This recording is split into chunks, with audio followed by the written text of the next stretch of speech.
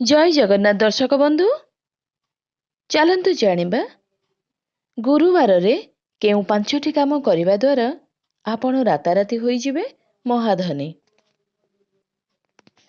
तेबे दर्शक बंधु बृहस्पतिवार बा गुरुवार एहा हेउची अत्यंत शुभवार।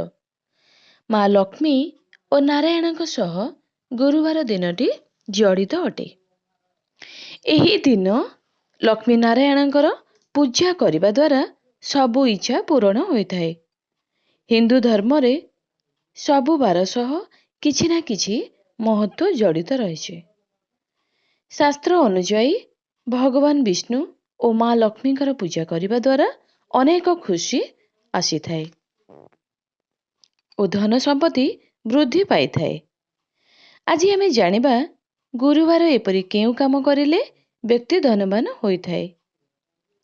एक रे गुरुवार दिन स्नान करिबा समय रे पानी रे गंगा जल पकाइबा उचित। एही समय रे ओम बृहस्पताय नमः मंत्र जप करिबा उचित।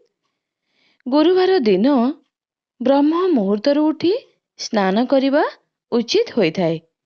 एही समय रे स्नान करिबा व्यतीत भगवानकर पूजा करिले पूजा सफल होइथाए। दुई रे आर्थिक समस्या रु मुक्ति पाइबा पई गुरुवार दिन भगवान विष्णु और माँ लक्ष्मीकर पूजा करिबा उचित। एहा द्वारा सबु समस्यार अंत घटिथाए।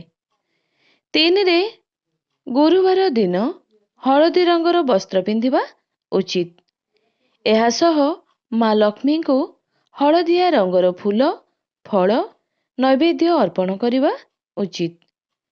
एही दिन हळदी पानी रे स्नान करिबा सह कदली गछ मूଳରେ हळदी पानी अर्पण करिबा उचित। एहा द्वारा गृह को धन आसीबाकू लागिबो। चारि रे धनर अभाव दूर करिबा पई गुरुवार दिन उपवास पालन करिबा उचित। एही समय रे भिकारी को हळदिया जिनिष दान करिबा उचित। एहा करिबा द्वारा माँ लक्ष्मी गृह रे वास करिथांती। पांच रे गुरुवार दिन तुलसी पूजा करिबा समय रे कंचा क्षीर तुलसी गछरे अर्पण करिबा उचित। गुरुवार दिन बृहस्पति घर को मजबूत करिबा पई भगवान शिवंकु हळदिया रंगर फूल अर्पण करिबा उचित। सबु खराब प्रभाव होइथाए। छ रे गुरुवार दिन ओस्थ गछर पूजा करिबा उचित। एहा द्वारा सबु इच्छा पूर्ण होइथाए। सकाळु ओस्थ गछ मूଳରେ जल अर्पण करी एहार परिक्रमा करिबा उचित।